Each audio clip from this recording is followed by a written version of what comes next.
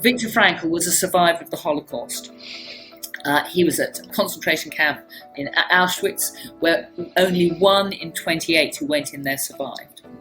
And he asked the question, what was the difference between those that survived and those that didn't survive? Now, of course, some were just plain unlucky.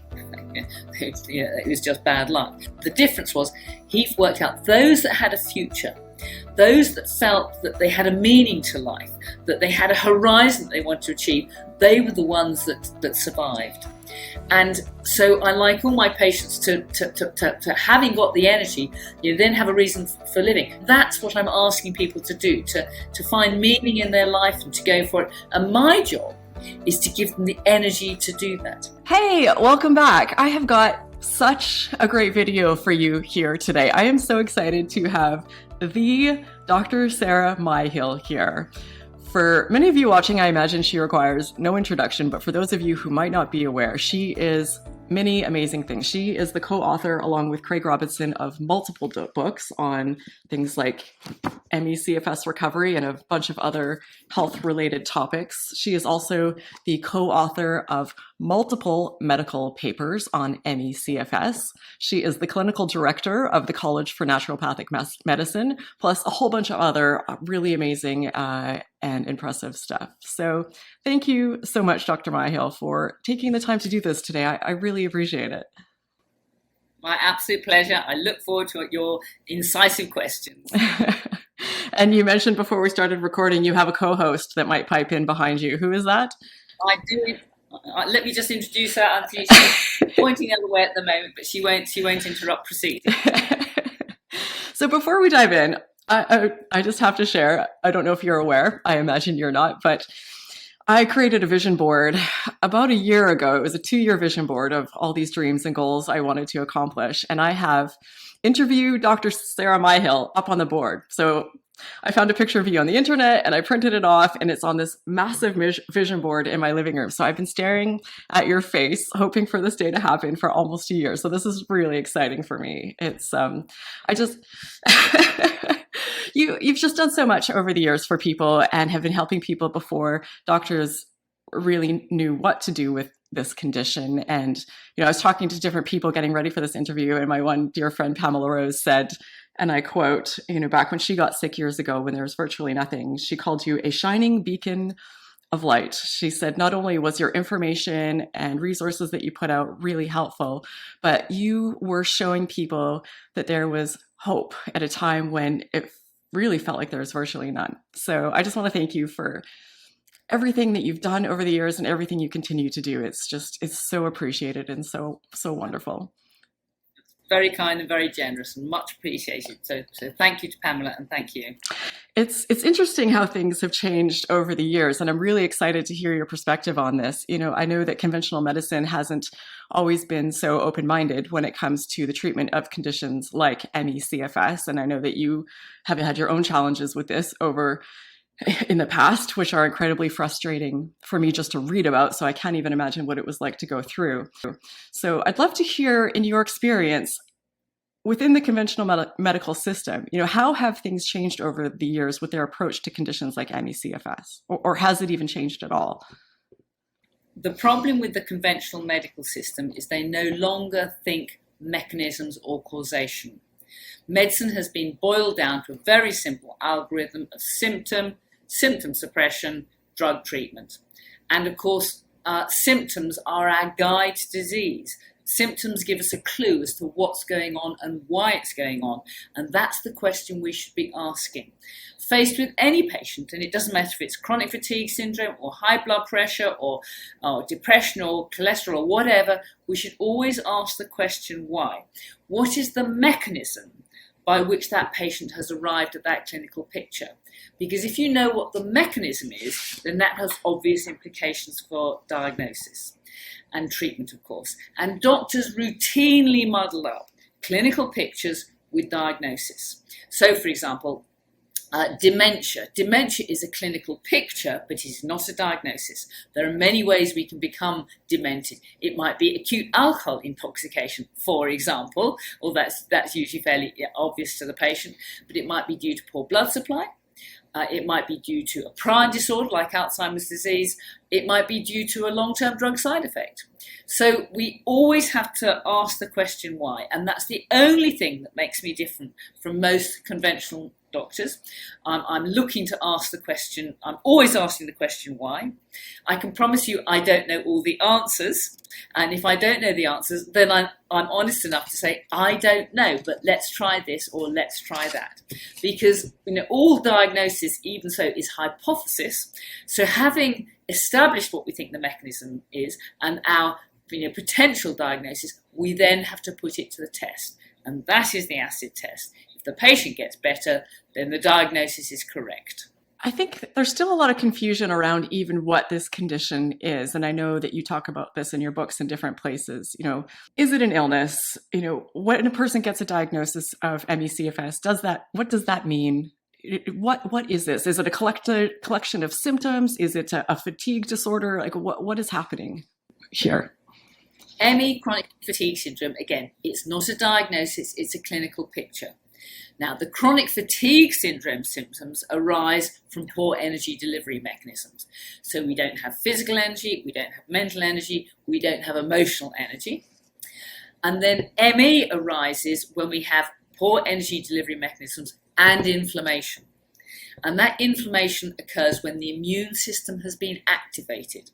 And if the immune system is activated, that can give us very unpleasant symptoms, because inflammation in the body presents with a whole host of symptoms, a whole shopping list of symptoms. So chronic fatigue syndrome and ME, if you like, are the great mimic, but we have to break it down to the mechanisms. And inflammation occurs, as I say, when the immune system is busy, either for reason of acute infection, for reasons of chronic infection, for reasons of allergy, or for autoimmunity. And by taking a very careful history from that patient, we can often narrow down, that the most productive place to look first. So, for example, a common history that I see in patients with ME, which is poor energy delivery mechanisms and inflammation, is that they've been allergic all their life, typically to dairy products. So we see a baby who's had colic, catarrhal child, recurrent ear infections, tonsillitis, migraine maybe, which is all typical of allergy to dairy products. Then that young person goes to university where they pick up Epstein-Barr virus, glandular fever, or mono, as you guys know it. And that virus is particularly pernicious. It's very good at switching on ME.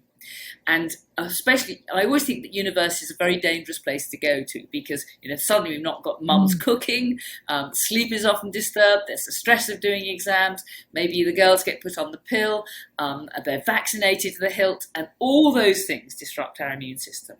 And if on top of that you then get Epstein-Barr virus, maybe your immune system is not well primed to deal with that virus efficiently, and it becomes chronic. And as an estimate, I would guess about a fifth of my ME patients, that is the typical history that I say. So we have to unpeel that history, look at the different components, and identify the mechanisms. And once we've got the mechanisms, then of course we can treat it effectively. It's interesting to hear you talk about CFS and ME separately. This is new to me, because my understanding is that they are the same condition and most people treat them as one, but in your experience, they are not and should be treated differently? They shouldn't be treated differently, but there's great overlap between the two. But we have to think of these conditions in a logical way, because the interventions I'm asking my patients to do are difficult. It's major dietary changes, lifestyle changes, maybe spending a little bit of money on nutritional supplements or detox regimes or whatever. So for my patients to adopt those regimes, they have to have a very clear understanding of why they're doing it and what they can expect, because there aren't enough me's and you's to go around, and they are going to have a bumpy ride, as I call it, as they put these interventions in place. The naturopathic doctors call it a healing crisis. And so that they can stay on those regimes, because intellectually we know they are correct, and intellectually we know they will get there in the long run, but they're going to have a bumpy ride in the interim. In order that they can stay on those regimes, and I can't hold their hands from day to day and micromanage, they need to understand what they're doing, why they're doing it, and therefore why they should get problems and side effects. And that means we get a much better success rate, because they are intellectually empowered to stick with the difference. And do you find that most people have, I know you mentioned overlap, but I'm just curious how often people have a bit of both CFS and ME, or do you see a lot of cases of people having only just one or just the other? Oh, no, I see plenty of patients who only have chronic fatigue syndrome.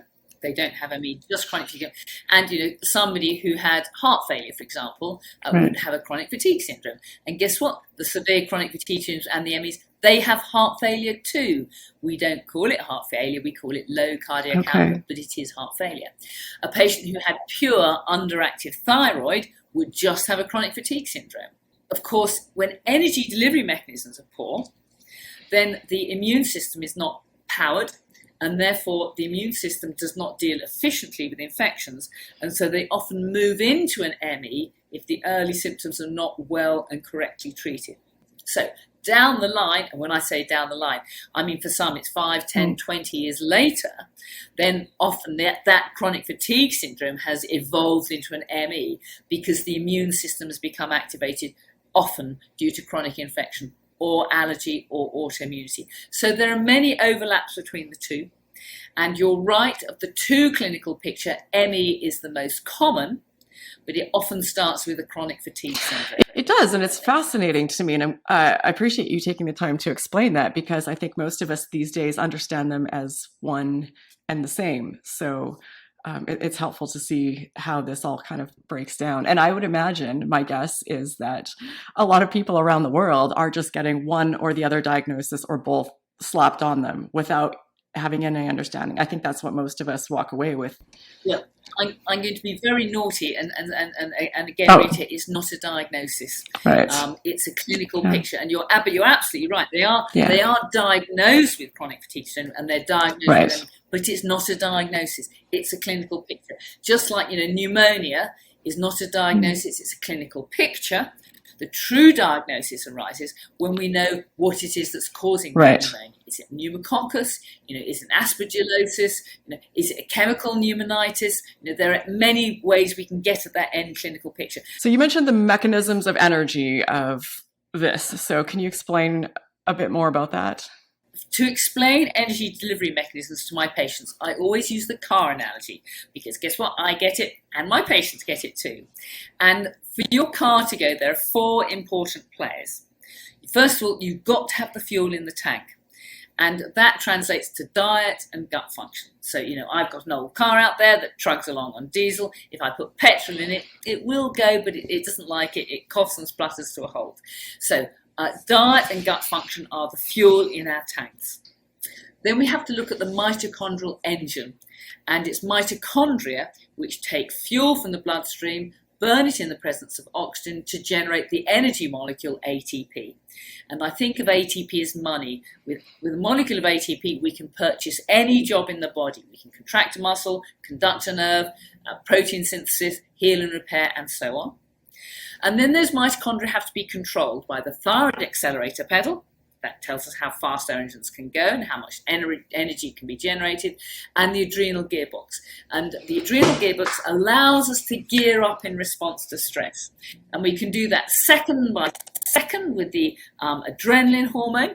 We do that minute by minute with cortisol, and we do that day by day with DHEA.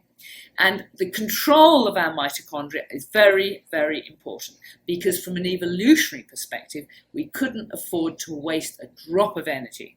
If we wasted any energy, and from evolution that the rate limiting step would have been food, if we wasted any energy, then we would use energy without reason, burn it up unnecessarily, and not survive that terrible winter.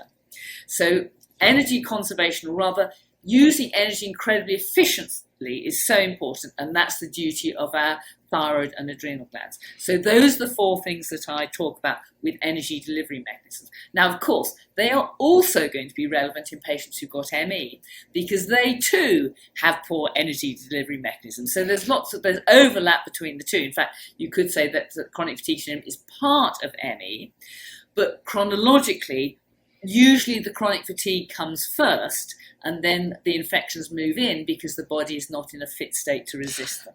Yeah, it's a lot to process. I'm just trying to think from, so if I'm someone who's suffering from one of these conditions, what does this mean for me? That energy conservation should be a priority, or how does that translate? Well, that's absolutely right. The first step is my patients, whatever else we do, we start off, they have to pace their activity, because both these conditions are defined by exercise intolerance. So if you exercise these patients or you push them, I guarantee you will make them worse. If you don't make them worse, then you've got the clinical picture wrong. There's something else going on. But this condition is defined by exercise intolerance. So in the early stages, they must pace their activity. But the next thing we do is we look at the fuel in the tank. Now, when I first started treating patients with chronic fatigue syndrome and ME, I was wet behind the ears. I really didn't know what was going on. In fact, I cringe with embarrassment at how hopeless I was. But move forward, at 40 odd years, and I now know that the fuel in the tank is the single most important intervention and also the most difficult. Now, our mitochondria, in fact, which are the engines of our car, in fact, all mitochondria throughout the animal and plant kingdom, their preferred fuel is ketones. And we get ketones when we consume fat and when we eat fiber, and that fiber is fermented in the large bowel to produce short-chain fatty acids, which are ketone bodies. So the starting point is always the paleo-ketogenic diet. Ketogenic, as I say, because it's the preferred fuel of mitochondria, and paleo because it's free from dairy products and it's free from gluten grains. And we know both of those are common allergens, and so that would create an ME picture because the immune system be activated for reasons of allergy. And they have many other drivers of other chronic diseases. So almost regardless of what the clinical picture is, it doesn't matter why patients got eczema or arthritis or chronic fatigue syndrome or cancer, the starting point is always the paleo ketogenic diet, with the aim to get ketones as the main fuel in the tank. And there's another very, very good reason why we have to do the paleo ketogenic diet as well, and that has to do with gut function. Now, I could talk all evening about this, so you may have to shut me up at this point, but anyway. The human gut is almost unique in the mammal world because the upper gut is a carnivorous, digesting, acidic gut. By upper gut, I mean mouth, esophagus, stomach, duodenum, jejunum, small intestine. So most of the length of the gut is a sterile, carnivorous dog, like my dog Nancy.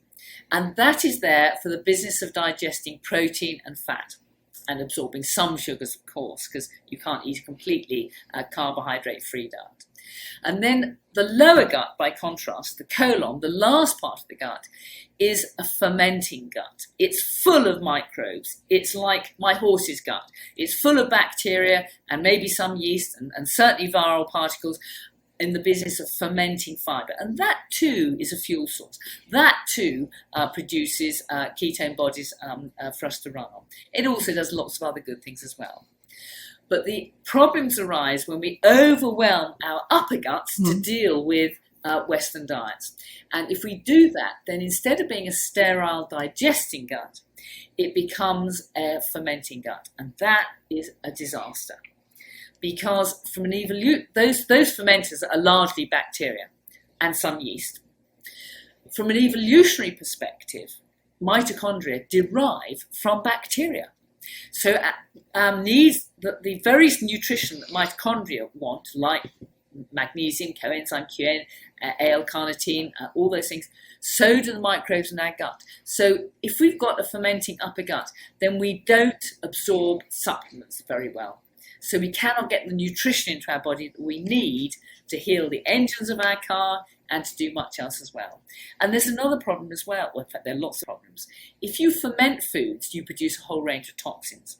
The one we all know about is if you've got an upper fermenting gut by yeast, then you will ferment sugars and carbohydrates to produce alcohol. It's called the auto-brewery syndrome. If you eat a lot of fruit, then you are inoculating your gut with yeast and sugar, and then you get lots of alcohol produced, and guess what? I can't function if I had a glass of wine. So, if somebody said to me, you've got to have a couple of glasses of cider for your breakfast, I wouldn't get any work done in the day. But that's what many people are doing. they have their glass of fruit juice, they have their toast, they have their jam or marmalade or cookies or whatever, and they immediately start fermenting. And it's not just alcohol that they will ferment to produce, that's ethyl alcohol, propyl alcohol, butyl alcohol, ammoniacal compounds, D-lactate, hydrogen sulfide, a whole range of poisons that literally poisonous. And one of the cardinal symptoms of the upper fermenting gut is the foggy brain. Guess what? If I have a glass of wine, I have a foggy brain. And it's the same for those people who have upper gut fermentation. Now, we do have the fabulous liver, which helps to mop up many of those toxins. So the blood supply from the gut doesn't go into the systemic circulation. It all goes via the portal vein to the liver. And the liver, it works away, it does an incredible job to mop up those toxins, not just fermented products, but from the microbes themselves. Because bacteria in the upper gut will produce bacterial endotoxin, which is toxic.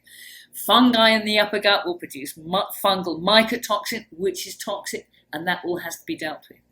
Now, I'm going to give you what I think is an incredible statistic.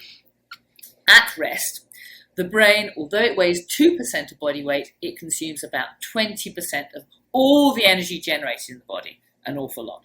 The heart at rest, about 7%. But the liver can use up to 27% of all the energy generated in the body to deal with that toxic load. It is massive.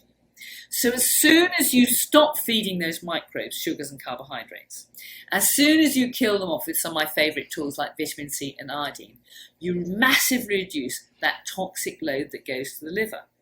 And therefore, the liver doesn't need so much energy. And therefore, that frees up energy for you to have a life, for your brain to work efficiently and your body to work efficiently. So I've just given you a few of the reasons why sorting out the fermenting gut with a paleo-ketogenic diet is so, so important. And that really is the starting point. And if we spent the whole program talking about that, and people listening in did nothing but get onto a paleo-ketogenic diet and sort out their upper fermenting gut, then they would be doing themselves an enormous favor, because you would be fueling your mitochondrial engine correctly, and you would then give the mitochondria the raw materials that they need to function efficiently. And those raw materials, now I know what the raw materials are. I'm going to tell you another story now. Forgive me, my whole life, especially my clinical life, is made up of stories. When I was at medical school in the 1970s, we had to pass a biochemistry exam in order to get onto the wards. And that biochemistry exam was an absolute nightmare. We had to learn a bit of difficult biochemistry about mitochondria. And the way you got through your exams was you mugged it up the night before with a lot of black coffee and chocolate biscuits to keep you awake, of course. You regurgitated onto the exam paper the next morning, and then you properly forgot it. Absolutely. I'm quite sure you've done exams like that too. But the reason that we forgot it all is because mitochondria had no clinical significance at the time. It seemed that it was irrelevant to the practice of clinical medicine, or we certainly weren't taught that.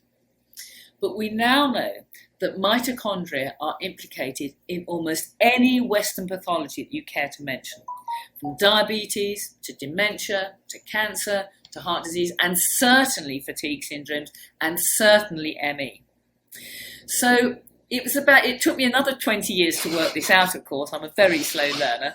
And in the 1990s, I started asking the question, I wonder if mitochondria are implicated in chronic fatigue syndrome, or ME. And I was incredibly lucky to work with the most brilliant biochemist, Dr. John McLaren Howard.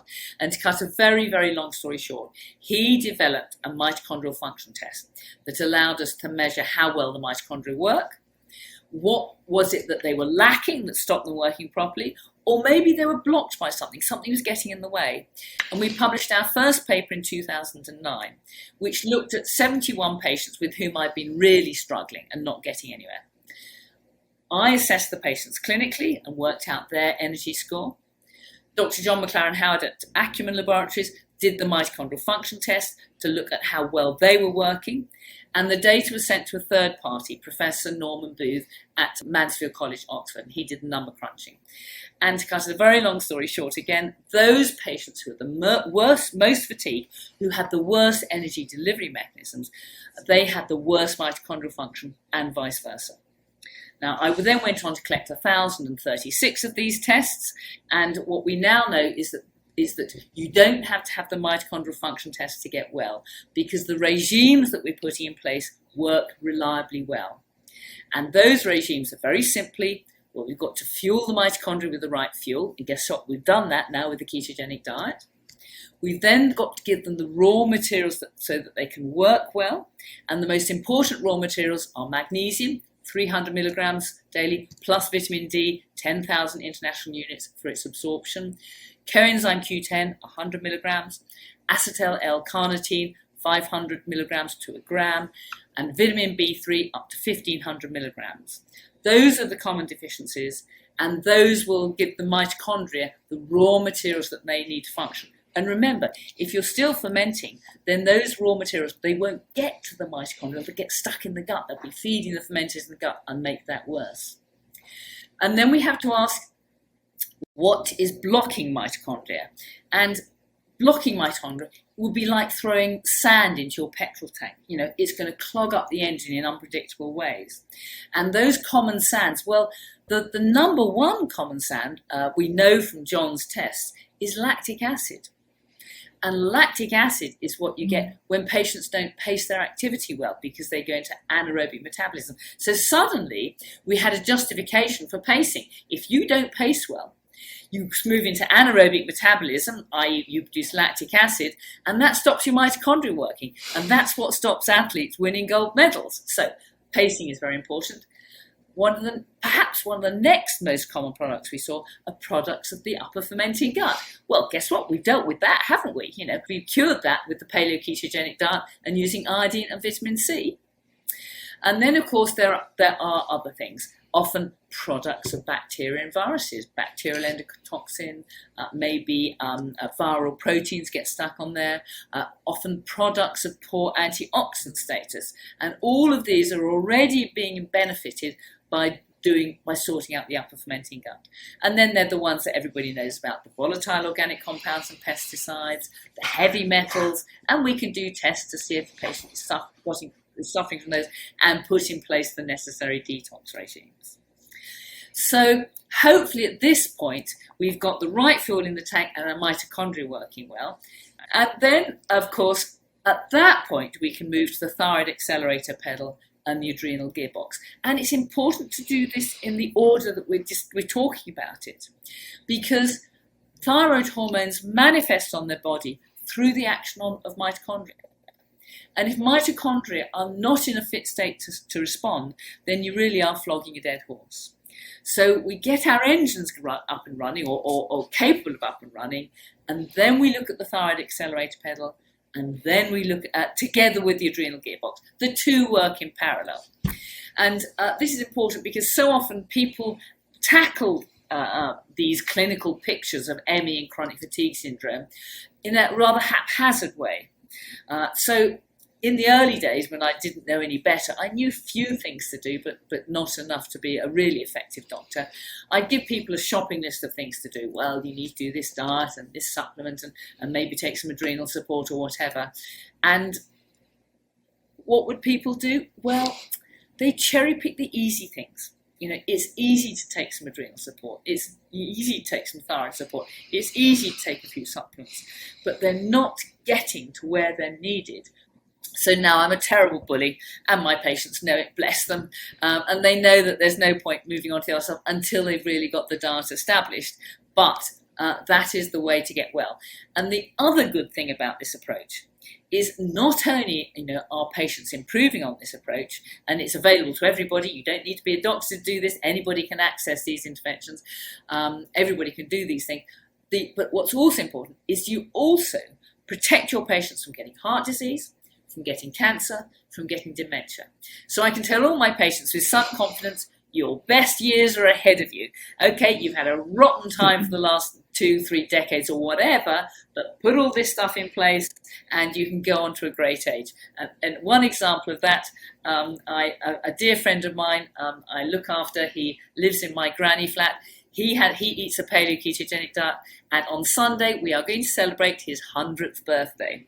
And not only is he very well, he's as sharp as a tack, He has no pathology, so I'm quite sure we will go on to celebrate his 101st and his 102nd. This is fascinating, and there's so much to unpack here, but one thing keeps coming into my mind. Because, diet is such a big one, and everyone is so confused by diet, and there's so much conflicting information out there, and it can be really quite overwhelming. And I work hard to just stay open-minded about diet, to be continually learning. I certainly don't claim to have learned everything I need to know, but with my own experience, and I've interviewed quite a few people on my channel who have fully recovered, and people seem to have had success with all host of different kinds of diet. Like for me, I switched to a plant-based diet for a couple of years, which seemed to show a lot of great improvement in my body. But it's possible that, I was recovering despite that diet. Like I'm really understand that there's a lot of subjective nature about what we understand to be helping us and not. But I'm just curious, are there cases where different types of diet will be suitable for different people? Or is this the diet that everyone needs if they want to get past this? Well, the paleo-ketogenic diet is a very broad church. And, you can do a paleo-ketogenic diet, and you can also be a carnivore. You can also eat a plant-based diet. You can also be a vegan. It's quite difficult, but it's perfectly possible. And I lighted upon the paleo-ketogenic diet because whenever I have a difficult question, I always go back to first principles. I go back to nature, and I go back to evolutionary biology. And the fact is that Homo sapiens, humans, have evolved over millions, hundreds of thousands of years eating a paleo-ketogenic diet, i.e. a diet where the foods are fresh from nature, they are a reasonable balance. We need a selection of proteins, fats, fiber, and carbohydrates. Sugars and carbohydrates, they are essential fuels, but the modern diets, we just consume too much of them. And the other major problem with modern diets is the foods are often processed. And that is a particular problem with fats, because processed fats are potentially dangerous. Now, I'd love to hear it. The fat lecture, if you can bear with me. In nature, there is no such thing as a bad fat. They are all good. And broadly speaking, they're split into two groups. They're the saturated fats and the unsaturated fats. Now, the saturated fats are generally short, I use my arm to illustrate this point, are short chain, they've got a carbon chain, and they are saturated with hydrogen ions all the way around. And that makes them short, tough molecules. Now, you can do almost anything with those and they will remain stable. You can cook with them and they retain their shape. Even if you process them, they're going to retain their shape. They are tough molecules. Problems arise, with the unsaturated fats, which we call oils. And we call them oils because, largely speaking, they are liquid at room temperature. And those oils have an unsaturated bond, a double bond in there, and that kinks them. So that's an omega-3, I beg your pardon, that's an omega-3 with one kink there.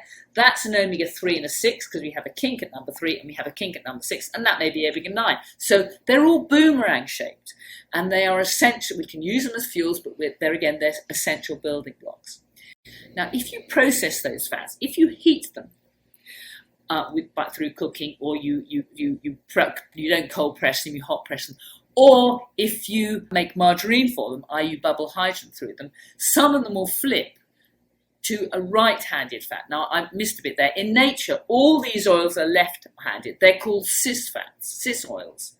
If you heat them, they can flip to trans, and therein lies the rub, because those oils do not fit our enzyme systems. They make wonky cell membranes that don't work properly. And all enzyme reactions take place on the cell membrane, and they literally clog up the work. It's like throwing a handful of sand into a finely tuned engine. So when people say processed fats, that's what is actually meant. It's the heating business. It's the hydrogenation that is such a problem. And again, if their fats are at risk of being oxidized, and an oxidized fat is a bad fat too. So in nature, there is no such thing as that.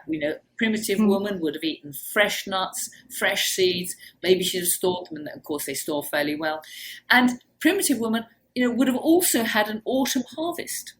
She would have had an autumn harvest when we get a free windfall of food, and that would have been apples and pears and potatoes, all high carbohydrate foods. And though we eat carbohydrates in an addictive way, and by doing that, we overeat and we get fat, and that is survival value for the winter. That's what allows us to survive the winter, because we have a subcutaneous layer of fat to keep warm, and we have fat stores as a food. So the paleo-ketogenic diet also includes sugars and carbohydrates, but only for a short window of time. Now, what made primitive woman eat those foods is addiction, and her addiction was switched off because she just ran out of those foods. But now with our clever agriculture, with our clever storage mechanism, we've become too clever by half. We can eat those foods all year round, and we do because we can. We never switch off that addiction gene. And that carbohydrate addiction is where you are then off the paleo-ketogenic diet. You're on Western diets, and those Western diets drive all pathology. Obesity, diabetes, dementia, which is now being called type 3 diabetes, cancer and heart disease. So sugar's not all bad, so long as they're either for a very brief window of time during the year or on the occasional basis. But believe you me, I'm an addict, and I know many people are addicts. It's very easy.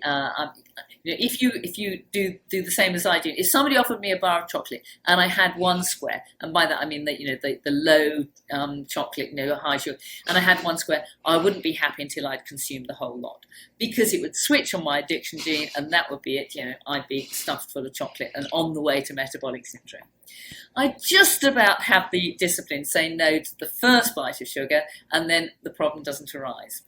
But the longer you do the paleo-ketogenic diet, the longer you switch off that sugar addiction gene, the easier it becomes.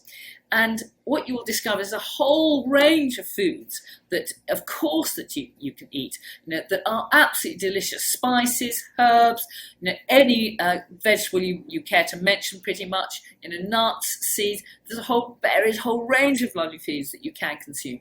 But the problem is that the cooks and the restaurants, the chefs, know that people will not be satisfied with their meal until they've had that carb hit, which might be a pile of potatoes or chips, it might be a sweet dessert, it might be fruit juice or whatever. And as soon as you can switch off that addiction bit, then the paleo-ketogenic diet becomes attractive and delicious and gorgeous and sustainable, and of course the best for our health. So that's why you can be vegetarian and eat a paleo-ketogenic diet. You can be vegan and have a plant-based diet and be paleo-ketogenic. Guess what? My horses, they eat a paleo-ketogenic diet. It's called grass. How do they get their ketones? They get their ketones because they ferment that grass in their enormous guts to produce ketone bodies. And sheep, cows, I'm looking out my window now, all wild vegetarians, eat a paleo-ketogenic diet, and they fuel their body with ketones. It's just we don't have those huge guts. We can't do that anymore. Probably the most amount of ketones we can get from fermenting fibre is about 500 kilocalories a day, and we'd all starve to death on that. So we do need some other fuel source to keep our bodies going. And of course, fat is a very dense source of fuel, and we can satisfy our appetite very easily by eating a fat, protein, fibre. Far too long. It's about time you ask me intelligent questions. I'm eating this all up, pardon the pun. I'm wondering, is there a way to hack this whole ketone system?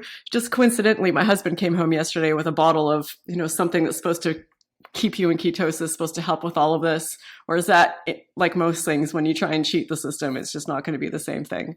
Well, I can tell you what he came home with. It's probably a bottle of MCT oil, which is very much like coconut oil. It's a perfect fuel. And it's not that you have to have more of that to get into ketosis, it's that you have to have less of the sugars and the carbohydrates. Now, sugars and carbohydrates, they are essential to our body.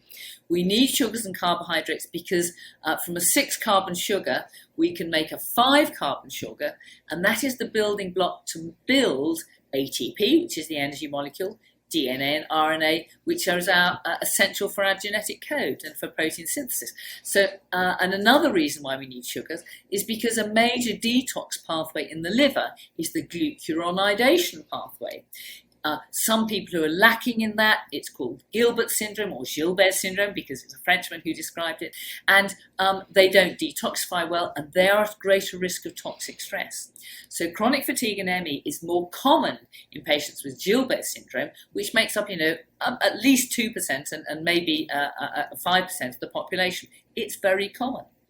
So sugars are essential, but we run into problems when we get addicted to them and we consume too many sugars and too many starches, and therein lies the rub.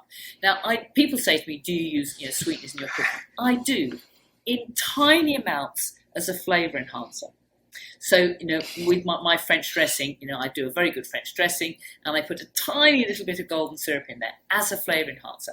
But it doesn't make me addicted to my French dressing. So that is the way to assess it. The first sugar addict in this country was Queen Elizabeth I. Walter Raleigh brought sugar over from the West Indies. She loved it. She got addicted to it, and all her teeth went black. Now we know who to blame. So, Okay, so moving on to another really important organ in our body, brain training programs have become increasingly popular and prevalent in treating conditions like ME CFS. And I know that you encourage people to consider some sort of brain reprogramming as an aspect of their recovery, because the brain can sometimes get stuck in a safe mode. So can you tell us a bit about that and what it is that you recommend for people in regards to this? The brain is simply an extension, of the body, and I don't have particular psychological techniques that I use to retrain the brain. So, but the most important thing I can give my patients is the knowledge to get well and the confidence that this will work, and with that in mind, and obviously the determination. So maybe that's part of the brain training that you were thinking about. When we're looking at ME, the reason that ME causes fatigue or is associated with fatigue is because, as I call it, there's an immunological hole in the energy bucket. So when the immune system is busy, and of course the immune system are our standing armies, or if you think of the body as a country, then the immune system is our standing army, and we need standing armies to keep the invaders at bay and so on. But allergy is when we're killing off the safe foreign tourists, and autoimmunity is civil war, when we start fighting self. And if the immune system is activated, yes, it's going to cause those very nasty symptoms, but also it's going to kick a hole in our energy bucket. Now, the other very common hole that I see in the energy bucket is the emotional hole. And if people have had some sort of stress in the past, then that stress may be anything. It may be childhood bullying, it may be childhood sexual abuse, it may be seeing the horrors of war, it may be being raped, some hideous experience in the past. If that's not dealt with well at the time, then those patients will have a post-traumatic stress syndrome. And that needs dealing with in its own right as a psychological entity. And it's much more common than the powers that be would have us believe. But what I know is that if I give them the energy to deal with that, and I give them good quality sleep, then many will deal with that, almost without knowing that they're dealing with that. Because once you've got the energy, then suddenly you have a future. And you may be aware of the work of Viktor Frankl. Viktor Frankl was a survivor of the Holocaust. He was at a concentration camp in Auschwitz, where only 1 in 28 who went in there survived. And he asked the question, what was the difference between those that survived and those that didn't survive? Now, of course, some were just plain unlucky. It was just bad luck. But those that could survive, some just died in the concentration camp. The difference was, he worked out those that had a future, those that felt that they had a meaning to life, that they had a horizon they wanted to achieve, they were the ones that survived. And so I like all my patients to, having got the energy, you then have a reason for living. You know, my reason for living, of course, is my daughters and my best friend, my little Patterdale puppy. You know, that gives me a raison d'etre. And I live in what I call a tribe. You know, my friends are around me. It's a bigger family, and we all cooperate, you know, with meals, with the gardening, and so on and so forth, because humans are evolved to live in tribes. So we have to become a part of the society. So if that's what you mean by training the brain, then that's what I'm asking people to do, to find meaning in their life and to go for it. And my job is to give them the energy to do that. I remember when I was first starting treating patients with fatigue, I had a young man who came to see me who'd actually been a very good badminton player, and then he completely crashed. And we started to put in things place to get him well, but because of his illness, his life was falling about him, and he was getting well, and suddenly it halted and he started to worsen. And I said to him, you know, what's going on? You were doing so well. And he said, I have no reason to live, you know, I don't know where I'm going, you know, I feel lost. Now, at that point, I couldn't help him because my job was a physical job to improve energy delivery mechanisms. He didn't have that future, he didn't have those mountains to climb, he didn't have that outlook that we all need to drive ourselves on, to really enjoy our lives and live it to that. Yes, absolutely. I'm just thinking, you know, as there's so much information here, and when this video comes out on my channel, I'm going to watch it along with everybody else because I'm just trying to take it all in. But there's just so much, which is a really great problem to have. I'm looking forward to diving back into this. I'm just thinking a great way maybe to, as we sort of start to wrap things up here, because it can be so overwhelming for people who are facing conditions like ME, CFS, whether they've just gotten it or they've had it for years. There's so much information. People don't know where to start. They've tried things. They don't know where to go from there. And I know that you have something called a CFS checklist as a tool for where a treatment regimen should start. So can you talk a little bit about that and share where people can find that? Okay. Well, if people are lost, then the first thing they need is a roadmap.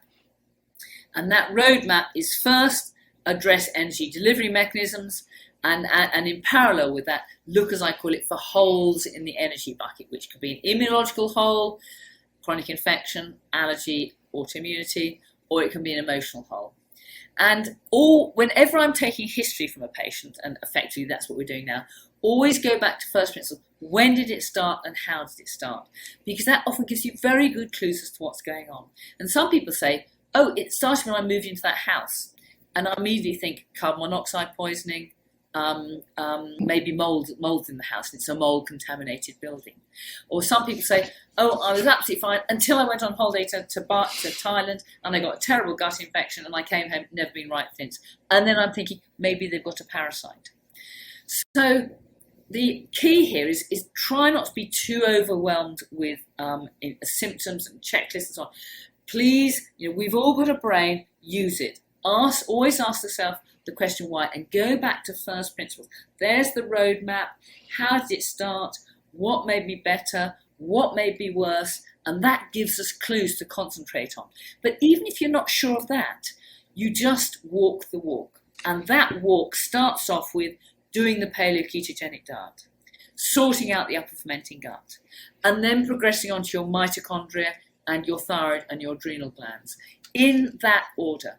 Now, I talk about this all the time, as you can imagine. One thing that's very popular is I run day-long road shows, as I call it, workshops where anybody can join.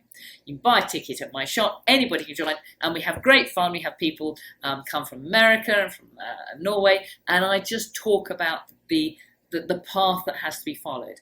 And do you know what? People really get it, because they've sat down and they've thought about their condition and they haven't had their excellent questions. The medical profession doesn't even begin to answer them, and that's what puts them off. And then they start what I call dustbin medicine, a test here, let's try that supplement, let's try, you know, some plant from Africa, and oh, this trip. Stop back, just calm down, you know, go back to first principles, get the roadmap, and start walking the walk, you know, very slowly and progressively. And the awful thing is there aren't enough yous and me's to get people well. it is a lonely path in many ways, but I'm trying to give people, as I call it, the rules of the game and the tools of the trade so they can do it. And they can do it on their own without expensive, hospital tests, doctors, supplements. They just, the path is there. And I try to lay it out as clearly as I can so everybody gets it. And I hope I haven't overwhelmed you with information. I hope you get it. One of my great principles is the KISS principle. Keep it simple, sweetheart. And the very basic things done really well. And I hope you'll be amazed, impressed by how far that actually gets you. But it's a bumpy ride. Well, and I know you have a ton of information and resources on your website and in your multiple books, and I'll of course make sure that all of that is linked in this video description. So for those of you watching, I highly encourage you to expand that video description and check out everything that Dr. Sarah Myhill has available, because there really is just a wealth of information and free resources for you to look into. And if people wanted to connect with you specifically and learn more, is there a way for people to do that? Send me an email, and I'll pick up that and point you in the right direction. And I run courses for naturopaths who are with the College of Naturopathic Medicine. In fact, we've just had one at my house here, a 3-day course. We had great fun. The sun was lovely. We sat outside and talked all day, and I hope they went away empowered. But I do, as I say, online Zoom sessions for patients, and anybody can join. And so my information on my website is free. Wonderful. Thank you so much. I have so much gratitude for everything that you do and for you taking the time to do this today. So thank you. Thank you very much.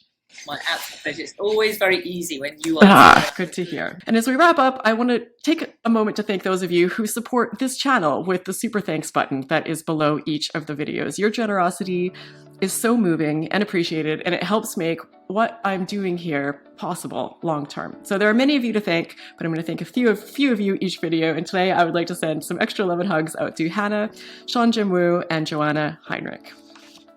And for those of you watching, as always, if you're currently facing something hard, something that feels impossible, I want to, send love and hugs out to you as well, and just tell you that you've got this. Keep going, hang in there, keep finding, those one small step at a time. You don't have to figure everything out all at once.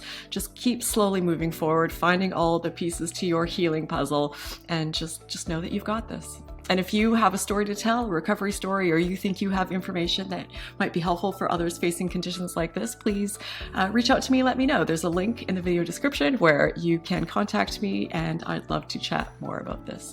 So thank you again, Dr. Myhill. Thank you again to all of you watching, and I will see you in the next video.